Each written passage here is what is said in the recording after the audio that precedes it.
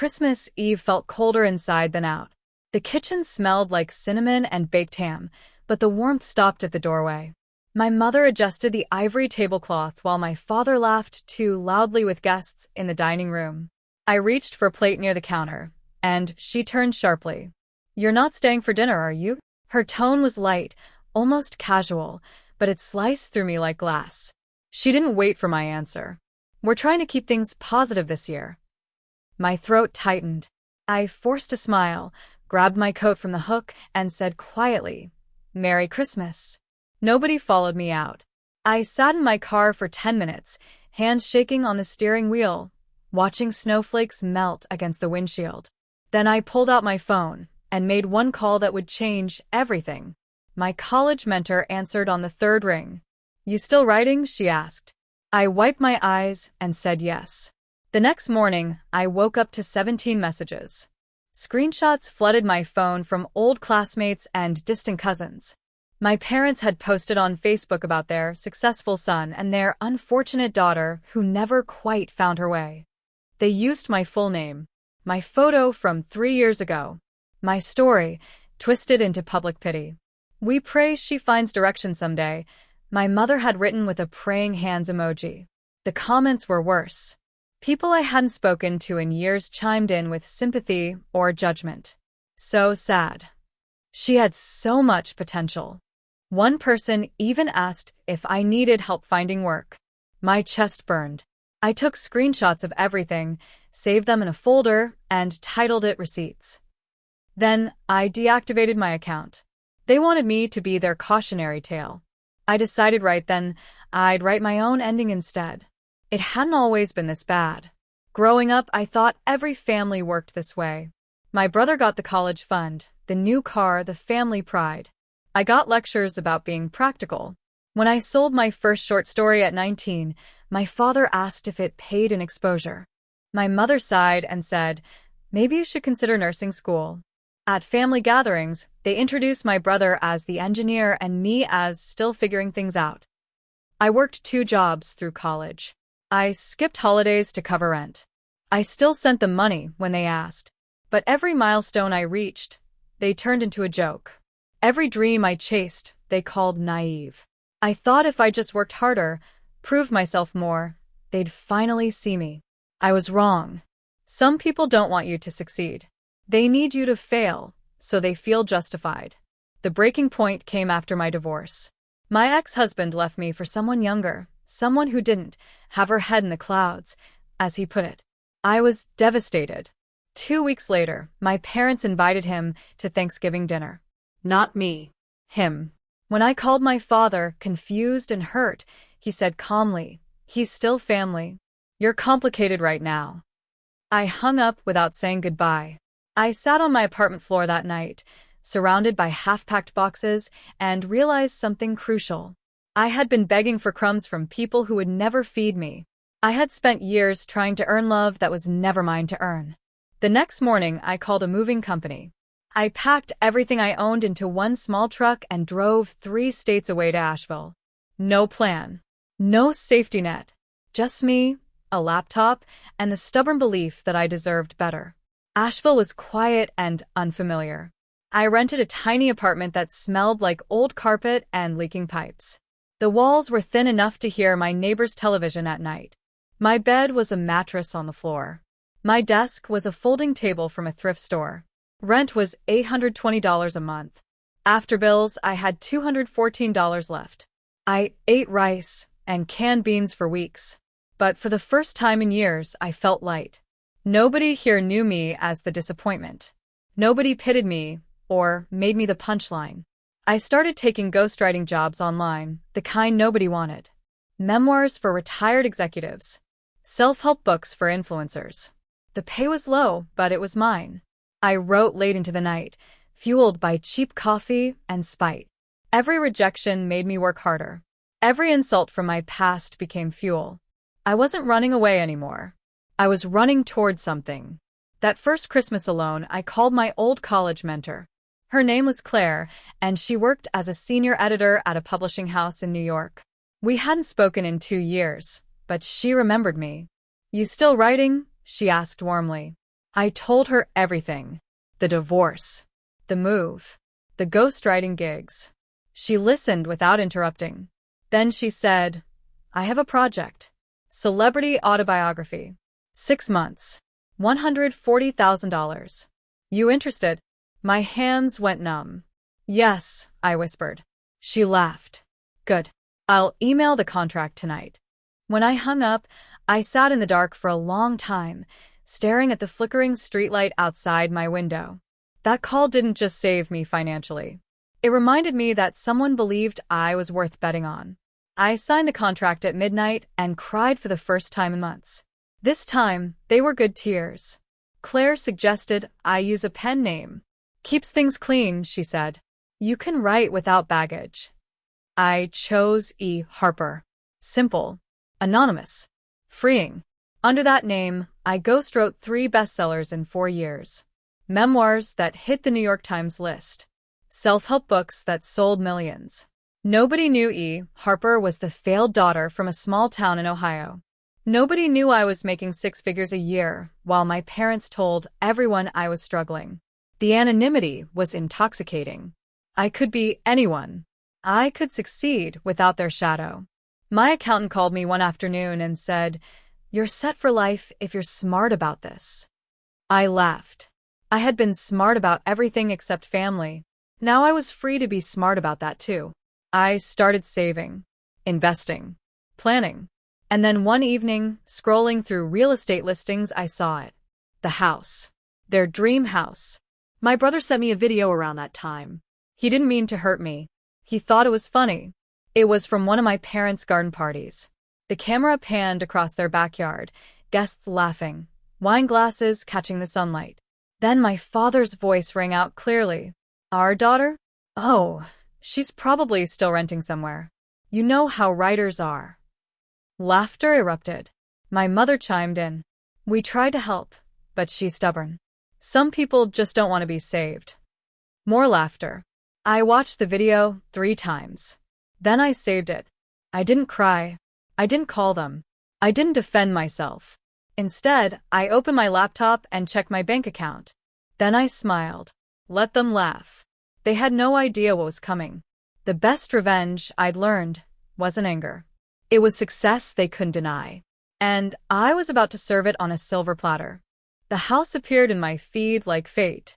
The Weller house. White stone exterior. Wraparound porch. Blue shutters. A porch swing that swayed in the listing photos like something out of a dream.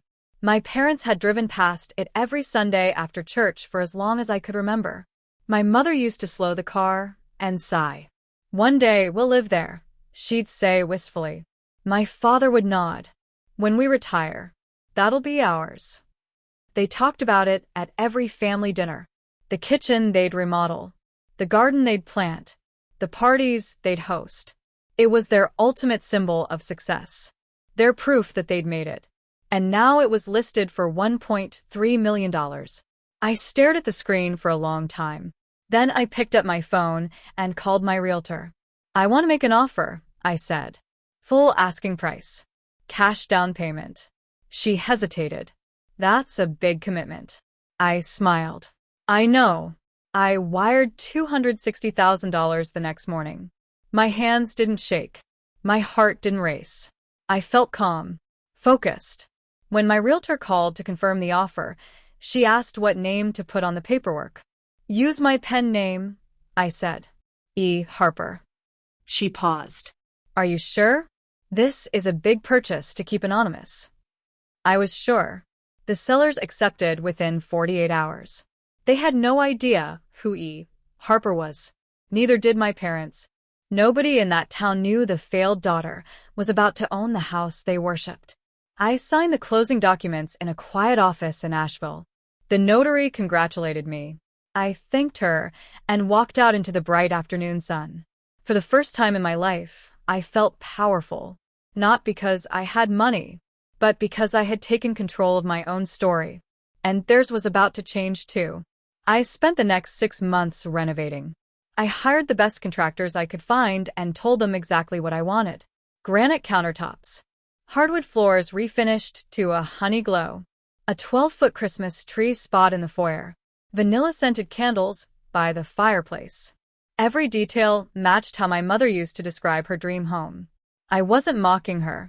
I was building her fantasy. Down to the last tile. Down to the last light fixture. When the final walkthrough happened, my realtor looked around in awe. "This is stunning," she said. I nodded. It was. But it wasn't just a house anymore. It was a message. A declaration. I had taken the one thing they wanted most and made it mine. Not out of cruelty. Out of survival. Out of proof. I stood in the empty foyer, sunlight streaming through the windows, and whispered, "I earned this." The walls didn't answer, but I felt it, deep and true. I planned the housewarming carefully. Small. Intimate. Just the neighbors on Meadow Ridge Lane. I sent handwritten invitations on cream cardstock. "You're invited to meet your new neighbor, E. Harper." I included my parents' address. They lived 4 houses down. They'd been on this street for 30 years, always looking up at the Weller house with longing. Now they'd meet its owner. The RSVP came back within 2 days. My mother's handwriting. Looping. Eager. "We'd be delighted to attend. Can't wait to meet you." I smiled and set the card on my counter. The day of the party, I wore a simple black dress. Hair pulled back. Minimal makeup. I wanted them to see me clearly. No distractions. No excuses. The caterers arrived early. Everything smelled like rosemary and butter. I lit the vanilla candle by the fireplace. Then I stood by the door and waited. At exactly 6 o'clock, the doorbell rang. I opened the door, and there they were. My mother held a homemade pie. My father wore his best blazer. Behind them, neighbors gathered on the porch, smiling and curious. My mother's face was bright with excitement. "Hello. We're Tom and Elaine. We live just down the street. We've been dying to meet you." Her smile was wide. Performative. The smile she used for people she wanted to impress. I stepped aside and said calmly, "Come in." They walked through the door, and I watched it happen.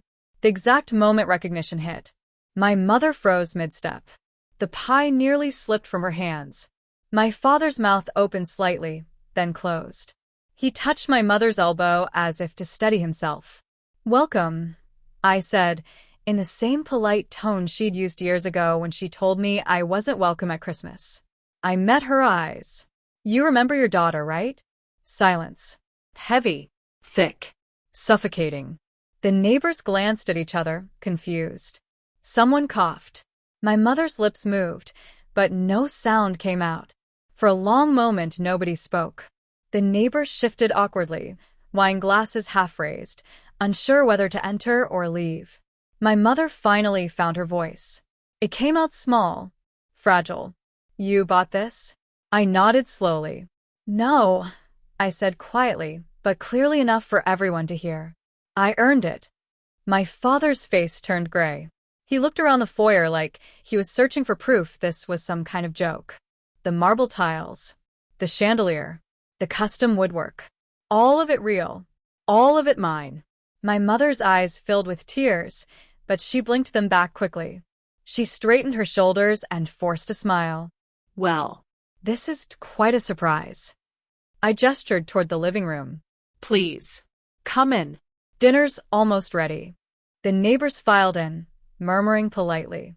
My parents stood frozen in the doorway for another beat. Then slowly they followed. The game had begun.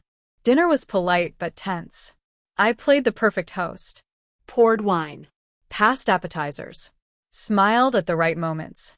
My parents sat stiffly at the far end of the table, barely touching their food.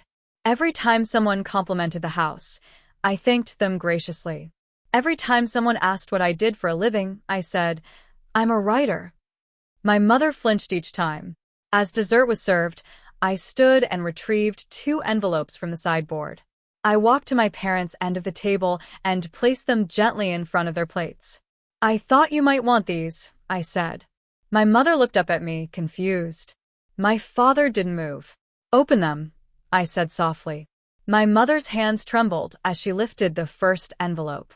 Inside were bank statements, royalty checks, An article from a literary magazine titled, "The Mystery Author Behind America's Favorite Memoirs."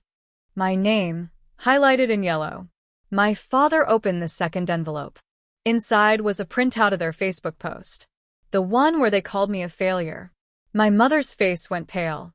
She stared at the printout like it might burn her. "I thought you'd want a keepsake," I said, my voice steady. The table had gone completely silent. Forks rested on plates. Wine glasses sat untouched. Everyone was watching now. My father cleared his throat. "This isn't the time or place for this." I smiled. "You're right. It wasn't the time or place when you posted it either. But here we are." My mother's voice cracked. "We were just worried about you." I laughed. Soft. Bitter. No, Mom. "You were embarrassed by me. There's a difference." She looked around the table, desperate for someone to defend her. Nobody did. The neighbors looked down at their plates. My brother wasn't there to run interference. It was just us. Just the truth. "You taught me that family means showing up," I said. "So, I'm showing you exactly who I became when you stopped." After the guests left, my parents lingered by the door. My mother's mascara had smudged. My father's jaw was tight. "Can we talk?" she asked quietly. I nodded and led them into the study. It was small, Warm. lined with books I'd written under other people's names. I gestured for them to sit. They did. I remained standing. "Why?" my father asked finally. "Why this house?" I looked at him for a long time. "Because you taught me to want things I couldn't have. And then you made fun of me for wanting them." My mother shook her head. "That's not fair." "Fair," I repeated. "You disinvited me from Christmas. You posted about my failure on Facebook. You invited my ex-husband to Thanksgiving, but not me. And you want to talk about fair?" She had no answer. My father stared at the floor. I felt the anger drain out of me, replaced by something colder. Clarity. "I didn't buy this house to hurt you," I said. "I bought it to prove to myself that I could." They tried to recover over the next few weeks. My mother called twice. My father sent an email. Both messages said the same thing in different words. "We were just worried about you." "You can move back home if you need help." I read the messages and didn't respond. Then one afternoon, my realtor called with strange news. My parents' house had just been listed. Foreclosure. I felt the air leave my lungs. "Are you sure?" I asked. She sent me the listing. Same address. Same house I grew up in. The description mentioned motivated sellers and priced to move quickly. I did some digging. Refinanced 3 times. Credit card debt. A second mortgage they couldn't cover.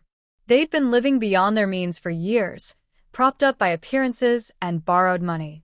While they were telling everyone I was the failure, they were drowning. I sat with that information for a long time. Then I closed my laptop. I wasn't going to save them. They'd taught me self-reliance. Now they'd learn it too. A week later, they showed up at my door. It was raining. My mother's hair was soaked. My father's hands were shaking. "Can we come in?" she asked. I hesitated, then stepped aside. They sat on my couch, dripping water onto the hardwood. My mother spoke first. "We need to ask you something." I waited. "We're losing the house," my father said bluntly. "We were wondering if you could help us. Just a loan. To get us into an apartment." I looked at them. Really looked at them. They looked smaller, older, tired. For the first time, I saw them as people, not parents. Flawed. Desperate. Human. "No," I said quietly. My mother's eyes widened. "Please. We're family." I shook my head. "You taught me to be independent. You told me not to expect handouts. I'm just following your advice." My father stood. "You're really going to let us lose everything?" I met his gaze. "You already did." They left without another word. A month later, a local newspaper ran a feature on Asheville's hidden success stories. A reporter had reached out after seeing my name attached to several best-selling books. I agreed to the interview. I told them everything. The rejection, the public humiliation, the move, the pen name, the success. When the article came out, It went viral. Thousands of shares. Hundreds of comments. People called me inspiring. Brave. A success story. My mother texted me that afternoon. You embarrassed us. Everyone's talking. I stared at the message for a long time. Then I replied. You did that first. She didn't respond. My father didn't reach out at all. My brother called once, but I didn't answer. I wasn't angry anymore. I was just done. Done explaining. Done defending. Done carrying their shame. I had built a life they couldn't touch. And that was enough. That Christmas, something unexpected happened. My mother called and invited me to dinner. Her voice was different. Softer. Almost uncertain. Just us, she said. No one else. Just family. I almost said no. But something stopped me. Curiosity, maybe. Or the faint hope that people could change. I drove to their new apartment on Christmas Eve. It was small. Plain. Nothing like the house they'd lost. My mother answered the door in an apron. My father sat at a tiny kitchen table, hands folded. The smell of boxed mashed potatoes filled the room. No ham. No guests. No performance.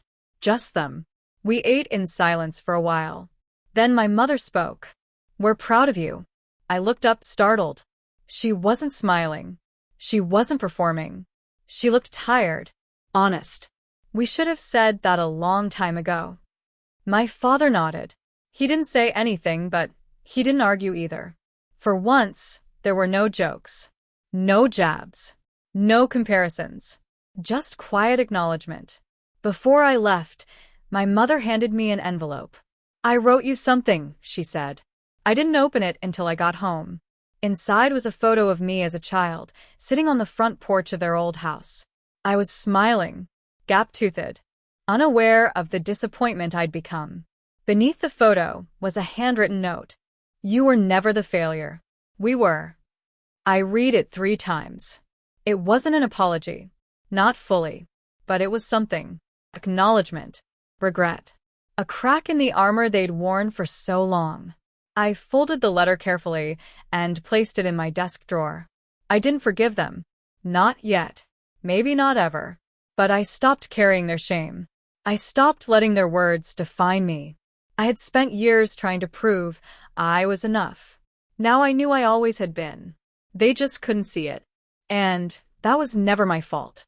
A year later, my mother called again. This time, her voice was lighter. Almost hopeful. Would you come for Christmas? She asked. No pressure. Just if you want to. I thought about it for a long time. Then I said yes. This time when I walked through the door, there was no tension. No performance. My father hugged me. Briefly. Awkwardly. But he did. My mother served pasta from a box and garlic bread from the freezer. We sat around their small table, and for the first time in years, no one mentioned money. No one mentioned success or failure. We just talked. About books. About the weather. About nothing important. And somehow, that felt like everything. Before I left, my mother walked me to the door. Thank you for coming, she said. I nodded. Thank you for inviting me. She smiled. Small. Genuine. And I realized something. I didn't need them to be different. I just needed to be free. Now, every Christmas, I light a vanilla candle by the fireplace. I sit in the house they once dreamed of owning and look out at the snow-covering Meadow Ridge Lane.